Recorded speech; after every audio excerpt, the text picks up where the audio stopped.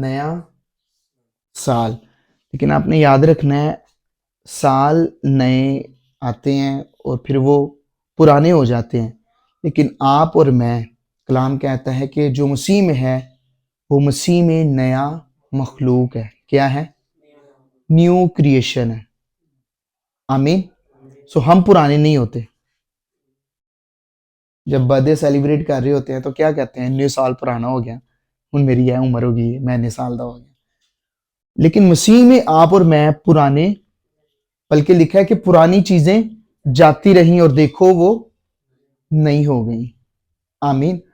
सो हम और हमसे मुतलका चीजें जो मसीह में है वो सब की सब क्या रहती हैं? नई। कब तक के लिए? हमेशा के लिए। आमीन। तो ये साल नया है, लेकिन इस नए साल के लिए हम क्या हैं? मसीह में नए मखलूक। ये समझना क्यों जरूरी है? क्योंकि अगर आप अपने आप को एक ऐसा पुराना शख्स समझते हुए 2024 में शामिल होते हैं जो नाकाम था, जिसने ये करना चाहा वो कर नहीं पाया, ठीक है, या ये करना चाहा और करते करते रह गया, या हो ही गया बस, या मौका ही नहीं मिला, मैं करना चाहता था, किसी ने सपोर्ट नहीं किया, किसी ने। तो अगर ये पुरानी पहचान या पुराने अतवार आप जहन में लेते हुए, अतवार से मुराद तरीके, ठीक है, पुरानी चीजें जहन में लेते हुए नए साल में दाखिल होंगे तो आप नए साल में भी क्या तजर्बा करेंगे? पुरानी चीजें, पुराने नताइज। आपको हमेशा ये याद रखना है, चाहे कोई भी साल हो, आपको ये याद रखना है कि आप मसीह में नए मखलूक हैं।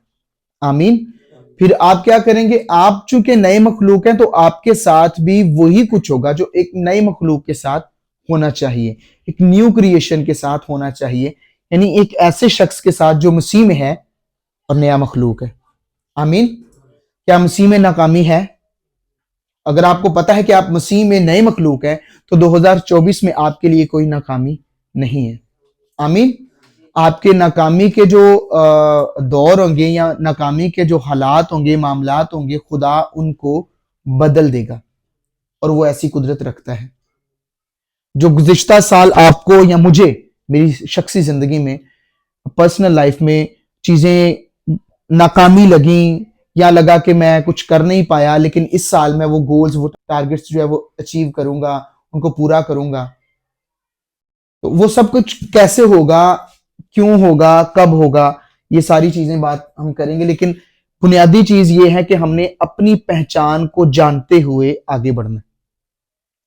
ये सिर्फ 2024 की बात नहीं है। हर दिन जब आप सुबह उठते हैं, जब सोकर उठते हैं, तो आपने अपनी नई पहचान को, अपनी असल पहचान को क्या रखना है? याद रखना है। क्या रखना है? क्योंकि दुश्मन आपको कुछ और बनाने के लिए या आपके बारे में गलत मालूमात आपको देने के लिए तैयार है। और जैसी मालूमात आप अपने बारे में रखेंगे वैसे ही आप तजर्बे करेंगे अपनी जिंदगी में। समझ रहे हैं? तो आप मसीह में कौन से मखलूक हैं? नए, न्यू। आमीन। इसका मतलब कोई भी नया साल आपके लिए नया नहीं है। कोई भी नया साल आपके लिए नया, ऐसा मैं क्यों कह रहा हूं? क्योंकि आप मसीह में हैं। किस में है? और मसीह क्या है? इटर्निटी। मसीह इब्तदा से इंतहा है और इंतहा से वो आपके जिंदगी के आगाज से लेकर उसके इख्तिताम तक आपकी जिंदगी को वो देख सकता है और देखता है। आपकी जिंदगी के इख्तितामी हिस्सा से लेकर आपकी जिंदगी के इब्तदाई नुक्ता तक वो आपकी जिंदगी को आपको देखता है। आप उसमें हैं। सो आपके लिए या खुदा के लिए आपकी जिंदगी में कोई नया साल नया नहीं है। खुदा इन सारे सालों से वाकिफ है। वो सारी दुनिया को बनाकर उसके नतीजे पर पहुंचा, उसके बाद उसने इंसान को बनाया कि इंसान वो तजर्बा करे जो मैं चाहता हूं कि वो तजर्बा करे। ठीक है? यानी खुदा के लिए कुछ भी नया, चूंकि हम उसमें हैं तो हमारे लिए भी कुछ नया नहीं है। ठीक है? हां, हम नई चीजों का तजर्बा करते हैं इस जिस्म में, इस जिस्म के जरिए, लेकिन स्पिरिचुअली हम इटर्निटी के साथ और अब्दियत के साथ और अब्दियत में है, यानी मसीह में है। जब हम कॉलेज में पढ़ते थे तो कहते थे जी आपने आने वाले साल में या आने वाले 5 सालों में क्या करना है उसकी लिस्ट बनाए। गोल सेट करना इसको बोलते हैं, टास्क, टारगेट या रेजोल्यूशन। कुछ लोग कहते हैं जी 2024 का मेरा रेजोल्यूशन ये है, मैंने ये बनना है, मैंने ये करना है, मैंने ये डिग्री हासिल करनी है, मैंने वो डिग्री हासिल करनी है। ठीक है, तो गोल जो होते हैं बेसिकली दो तरह के होते हैं, एक लॉन्ग टर्म और दूसरे शॉर्ट टर्म। यानी एक इस तरह का गोल होता है जिसको पूरा होने में कई साल लग जाते हैं। लॉन्ग का मतलब है तवील अरसा, एक ज्यादा वक्त दरकार जिसे हो, वो वाला गोल। और एक वो गोल जिसको थोड़ा वक्त दरकार हो। ठीक है, जैसे कि इसने ग्राफिक का कोर्स किया है, वीडियो एडिटिंग का कोर्स किया है, वो थोड़ी अरसा दराज के लिए था। ये चीजें मैं क्यों बता रहा हूँ वो आगे आपको समझ आएंगी, इनका ताल्लुक आपके साथ है ही नहीं। तो दो तरह के गोल होते हैं जो थोड़ी मुद्दत में पूरे हो सकते हैं और तवील मुद्दत में पूरे होते हैं। हमारी जिंदगी में कुछ ना कुछ गोल होने चाहिए, क्योंकि अगर आपकी जिंदगी में गोल नहीं है तो आपकी जिंदगी में क्या नहीं है। अगर हम अपनी जिंदगी में कोई गोल बनाते हैं, सेट करते हैं गोल, इस गोल से हमें क्या मिलता है?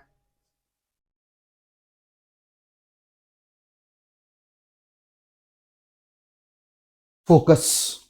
क्या मिलता है? एक डेस्टिनेशन, एक निशाना, एक डायरेक्शन कि हमने किस तरफ जाना है। ठीक है, मिसाल के तौर पे 2024 में हम एंटर होते हैं और हमारे पास कोई गोल नहीं है, हमें नहीं पता हमने क्या करना है आने वाले साल में अपने लिए, अपनों के लिए, या वो हो सकता है आपके बिजनेस से मुतल्लिक हो, नौकरी से मुतल्लिक हो, पढ़ाई से मुतल्लिक हो, एक दूसरे से मुतल्लिक हो, खानदानों से मुतल्लिक हो। आपके पास कोई गोल नहीं है, कुछ करने को नहीं है 2024 में, पता ही नहीं है क्या करना है, और आप हैप्पी न्यू ईयर एक दूसरे को बोल के एंटर हो जाते हैं। आपको नहीं पता आपने क्या करना है। जब आप अपने लिए गोल सेट नहीं करेंगे, ठीक है, तो कोई और आपके लिए गोल सेट करेगा। जब कोई और आपके लिए गोल सेट कर रहा है, इसका मतलब कोई और आपका फोकस सेट कर रहा है। आपने क्या करना है, कैसे करना है, ये सब कुछ कोई और तय करेगा। इंसान दूसरे हो सकते हैं, शैतान हो सकता है, हालात हो सकते हैं, वाकयात हो सकते हैं, आपके तजर्बात हो सकते हैं। किसी के साथ कोई बुरा तजर्बा हो गया तो उस तजर्बे ने आपका गोल सेट कर दिया कि दोबारा मैं इस बंदे ते भरोसा नहीं करना या इस तरह के लोगों ते भरोसा नहीं करना, है ना। तो जब आपके पास कोई गोल नहीं है तो कोई भी चीज आपका गोल बना देगी, और कोई भी चीज जब आपका कोई गोल बनाएगी इसका मतलब है कि आपका अपना कोई मकसद ही नहीं है, आपका अपना कोई टारगेट ही नहीं है। पहली चीज ये है, आपका गोल होना क्यों चाहिए? क्योंकि आप कुछ करना चाहते हैं भाई, अपने लिए या दूसरों के लिए। क्या ख्याल है? किचन में खाना बनता है अपने लिए और दूसरों के लिए, मकसद है ना, एक टारगेट है, गोल है। ऐसा ही है, घर में काम करते हैं जो लोग, उनका मकसद क्या होता है? अपने लिए और दूसरों के लिए, खाने के लिए या घर को साफ सुथरा रखने के लिए, ये मकसद होता है, वो काम करते हैं। तो जब मकसद ही नहीं है, मिसाल के तौर पे मकसद ही नहीं है, तो आप काम भी नहीं करेंगे। और अगर वो काम करेंगे तो वो आप काम खुशी से नहीं करेंगे, वो आप मजबूरी के तौर पे करेंगे। एक किसी आपा मैंने रोज रोटी बनानी पै जाती, मैंने रोज सफाई करनी पै जाती। मकसद क्या है? अपना और दूसरों का ख्याल रखना, केयर करनी। इस मकसद से आपको क्या मिलता है? फोकस। ध्यान ना काम करना है, अच्छी तरह काम करना है। ठीक है, तो जिंदगी में आने वाले साल में आपने क्या करना है ये आपको तय करना है। अपने हालात पर मत छोड़ दीजिए, दूसरों पर मत छोड़ दीजिए, बाज़ औक़ात हम ऐसा करते हैं कि दूसरियां दे मशवरियां दे नाल ही अपने गोल सैट करने। हाँ तेनू की लगदा मैं की कर सकना, अच्छा है कर सकना, चल मैं करांगा। यानी आपको नहीं पता कि आपने क्या करना है, किसी और का गोल आपका गोल बन रहा है, आपका मकसद बन रहा है। सो हमें क्या करना है, गोल को सेट करना है, पहचानना है कि मैंने इस साल क्या करना है। और जब गोल सेट करना है तो वो देखना है कि वो लॉन्ग टर्म है या शॉर्ट टर्म है, वो एक साल में पूरा हो जाएगा या उसको कई साल लगेंगे। और गोल एक नहीं होता, मकसद, मकसद लफ्ज जो है वो बड़ा है। गोल लफ्ज से मकसद, पर्पस लफ्ज क्या है, बड़ा। मकसद में और गोल में फर्क है। मकसद बहुत बड़ा लफ्ज है, हम गोल्स की बात कर रहे हैं। तो गोल जो है वो एक नहीं होता। मिसाल के तौर पे मेरा गोल है, मैंने 2024 में हारमोनियम जो है वो सीखना है, मिसाल दे रहा हूं। और उसके बाद मेरा ये भी गोल हो सकता है कि मैंने 2024 में शायरी पर जो है मुकम्मल तौर पर सीखना है, जितना भी हो सका कवर कर सका। लेकिन मैंने काम करना है इस पे, शायरी की इस्तिलाहात पे, बहर पे, मीटर पे, इन चीज़ों पे, वजन पे। समझ रहे हैं बात को? ये दो तरह के गोल हो गए। फिर मेरा एक गोल है जी, मैंने सेकुलर स्टडी करनी है या मैंने बिब्लिकल स्टडी करनी है, मैंने ये डिग्री हासिल करनी है।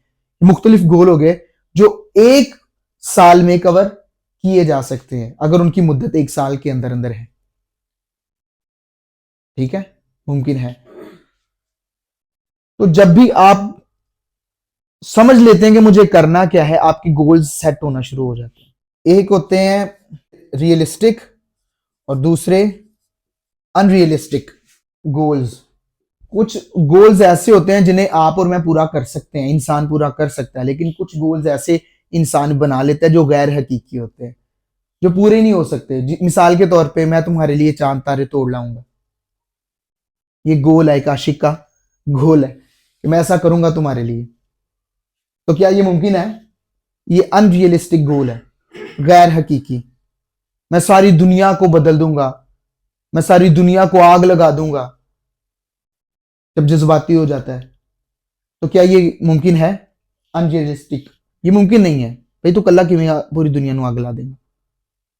ठीक है, अकेला कैसे? टीम वर्क होता है, बदलना है दुनिया को तो वो टीम वर्क के साथ होता है, अकेला नहीं। खुदा खुद जब इंसान बन के आया, क्या उसने अकेले दुनिया को बदल दिया? टीम वर्क, 12 शागिर्दों को चुना, उसने सिखाया कि दुनिया को कैसे बदलना है या बदला जा सकता है। आमीन। एक हवाला सुनते हैं, उसको, उस हवाले को सुन के फिर हम साथ साथ गोल के बारे में बात करेंगे। ये यस्सु के मकसद के बारे में, यस्सु के टारगेट के बारे में हवाला है। लूका बाब नंबर 4। यीशु मसीह ने एक यसाया नबी के सहीफा में से हिस्सा पढ़ा और उसमें वो हिस्सा पढ़ा जो उनके बारे में, मसीह के बारे में। मुझे किस लिए मसा किया गया है कि मैं गरीबों को क्या दूं? ये यीशु मसीह का मकसद मंशूर बताया जा रहा है यहां पर कि यीशु मसीह क्यों आया है जमीन पर, क्यों भेजा गया है जमीन पर। ठीक है, गरीबों को खुशखबरी दूं। उसने मुझे भेजा है कि कैदियों को रिहाई और अंधों को बिनाई पाने की खबर सुनाऊं, कुचले हुओं को आजाद करूं और खुदावंद के साले मकबूल की मुनादी करूं। फिर वो किताब बंद करके और खादिम को वापस देकर बैठ गया और जितने इबादत खाना में थे सबकी आंखें उस पर लगी थी। वो उनसे कहने लगा कि आज ये नविश्ता तुम्हारे सामने पूरा हुआ। गरीबों को खुशखबरी, कैदियों को रिहाई, अंधों को, ये यीशु मसीह का मंशूर है। वाई डिड ही केम, यहां पे क्लियर होता है। ठीक है, एक और हवाला लूका 19:10। उसके बेटा होगा, उसका नाम यीशु का मतलब क्या है? निजात देने वाला, निजात दहिंदा। क्योंकि वही अपने लोगों को उनके गुनाहों से, क्यों यीशु नाम रखना है? क्योंकि उसका मकसद भी यही है कि वो अपने लोगों को उनके गुनाहों से, समझ आ रही है बात की? मत्ती 13:44-45।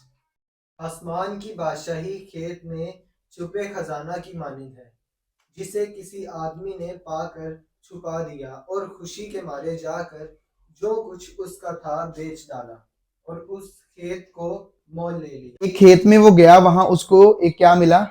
खजाना मिला। अपना सब कुछ बेचा, पैसे लिए और उस पूरे खेत को खरीद लिया। इस तमसील को इस्तेमाल करके पता है ज्यादातर लोग क्या प्रीच करते हैं, सबकी बात नहीं करता बिकॉज मैं सबको नहीं जानता, सबको नहीं सुनता।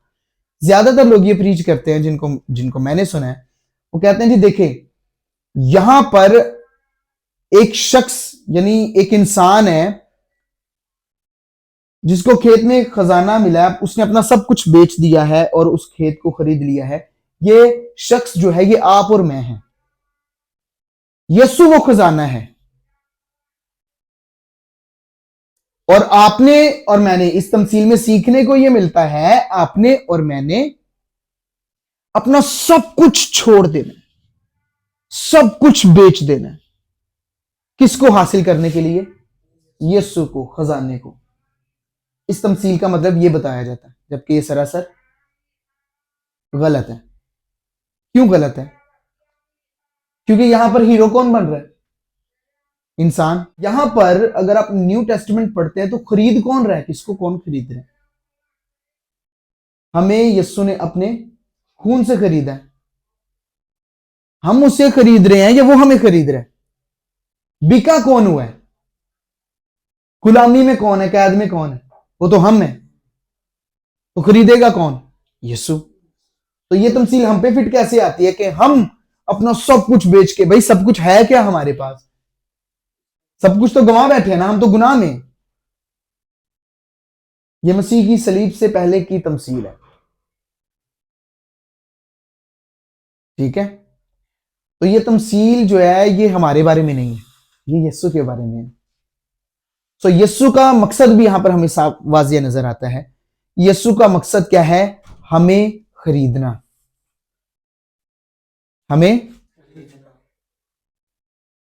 हमें बचाना, हमें सेव करना।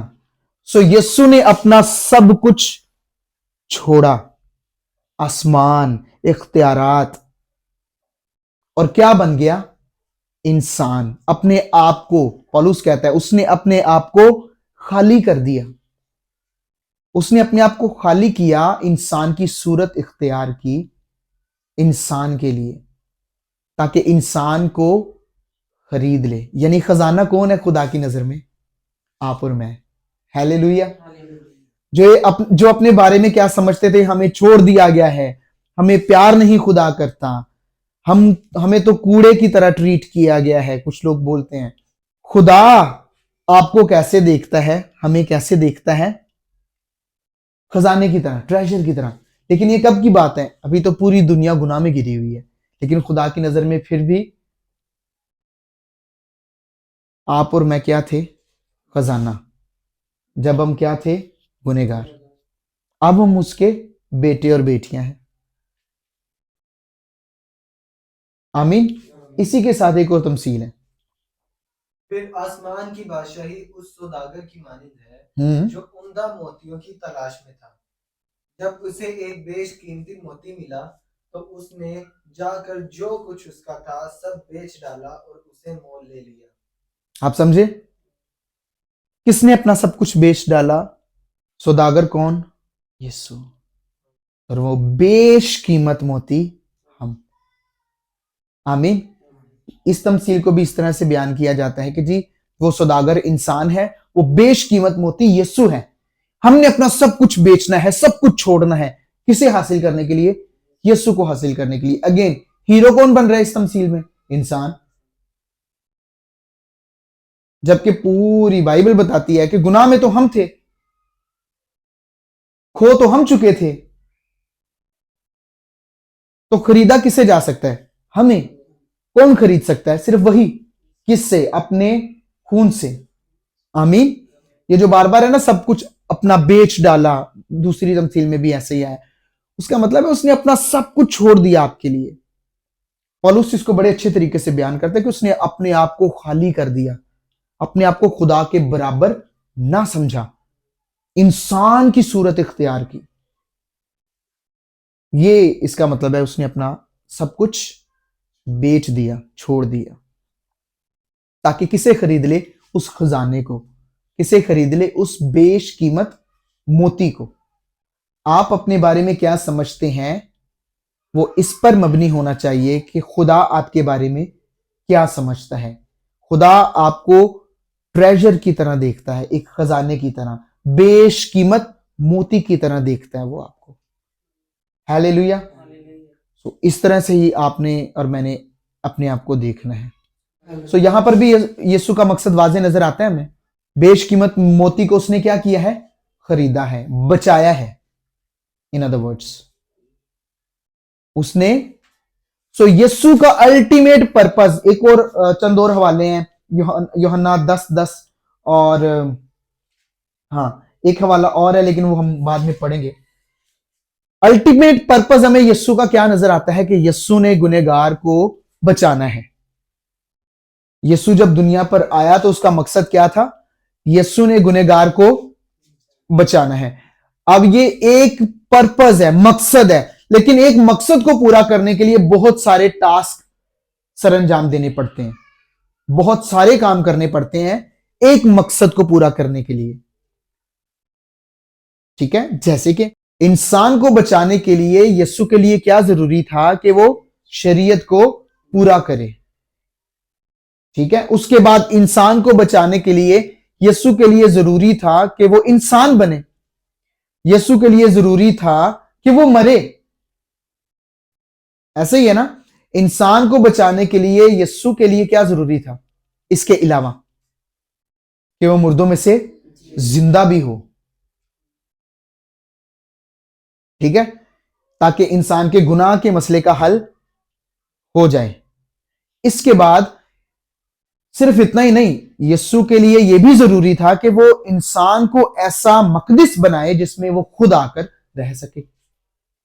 ये नहीं कि सिर्फ इंसान को गुनाह से आजाद कर दे, बल्कि इस काबिल करे कि वो खुद इंसान के अंदर आके रह सके। तो ये सब कुछ करना था उसे इंसान को बचाने के लिए।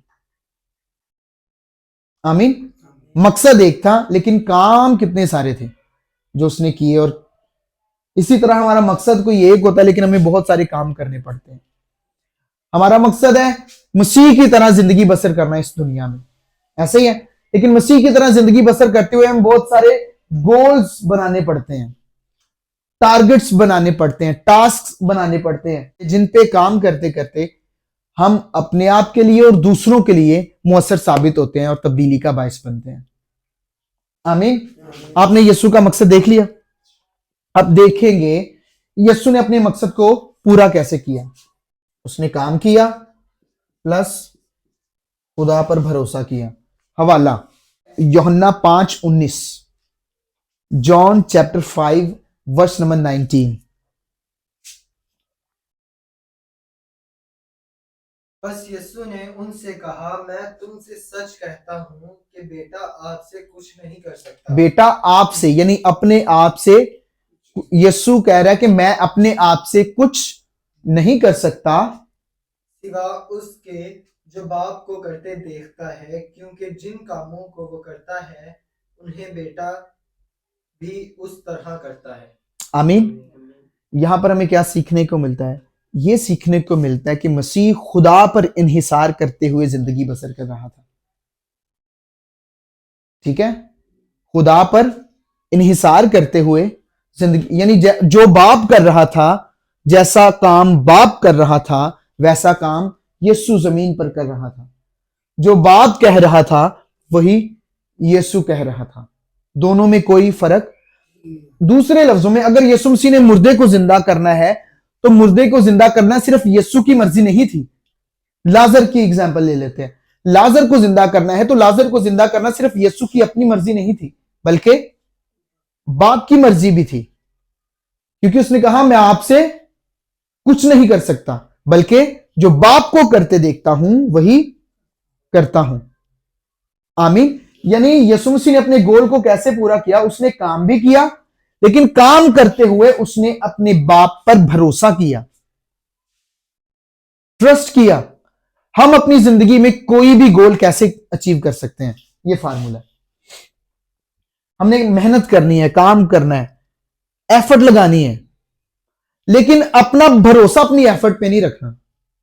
हमने अपनी एबिलिटीज को, अपनी सलाहियतों को, स्किल्स को इस्तेमाल करना है, लेकिन उन पर भरोसा नहीं करना कि मैनू ऐ आंदा है तो मैं कर लांगा, होइएगा। मैनू किसी की जरूरत नहीं है। नहीं, आपके पास जो भी स्किल, एबिलिटी, खूबी या सलाहियत है, उसके साथ साथ आपने खुदा पर क्या करना है?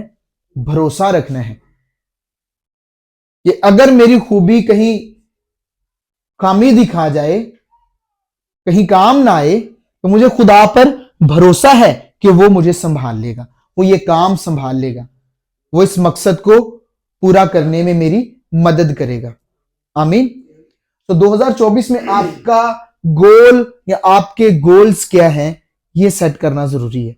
उससे आपको फोकस मिलेगा, उसी से आपको मोटिवेशन मिलेगी। आप जो करना चाहते हैं वो क्या है, ठीक है? उससे भी पहला सवाल ये आता है कि आप क्यों करना चाहते हैं। आप क्यों करना चाहते हैं, आप क्या करना चाहते हैं। फिर तीसरा सवाल, आप उसे कैसे कर सकते हैं, और वो मैंने आपको बता दिया। आपको मेहनत करनी है, लेकिन भरोसा खुदा पर रखना है, मेहनत पर नहीं। मेहनत पर नहीं। ये दुनिया जो है ना, ये दुनिया आपको आपकी मेहनत का फल भी नहीं देती। अगर आप कहें कि मैं बड़ी मेहनत करता हूं तो मुझे दुनिया ये देगी वो देगी, ऐसा नहीं है। ये दुनिया ऐसी नहीं है और ना ऐसे चलती है। ये जालिम दुनिया है, क्रूअल वर्ल्ड है। इसमें ऐसा नहीं होता। आपका हक भी आपसे छीन लिया जाता है, आपकी मेहनत का फल। सो मेहनत के साथ खुदा पर भरोसा, मेहनत पर नहीं, खुद पर नहीं, अपनी अकल पर नहीं, अपनी नॉलेज पर नहीं, खुदा पर भरोसा। अब मैं चाहता हूं थोड़ी देर के लिए आप सिर्फ इस बारे में सोचें कि आप आने वाले साल में आपके लिए आपका क्या गोल हो सकता है, जिससे आप दूसरों के लिए मुअस्सर, मददगार साबित हो सकते हैं। मिसाल के तौर पे, मेरा अगर मकसद है हारमोनियम या शायरी, तो दूसरों के लिए मैं कैसे फायदेमंद या मददगार साबित हो सकता हूँ? शायरी करके, अच्छी, और गीत गाकर उनके लिए बरकत का बायस बन सकता हूँ। ठीक है? ये अगर डॉक्टर बने, मेल नर्स बने, तो ये दूसरों की खिदमत करके दूसरों के लिए मददगार साबित हो सकता है।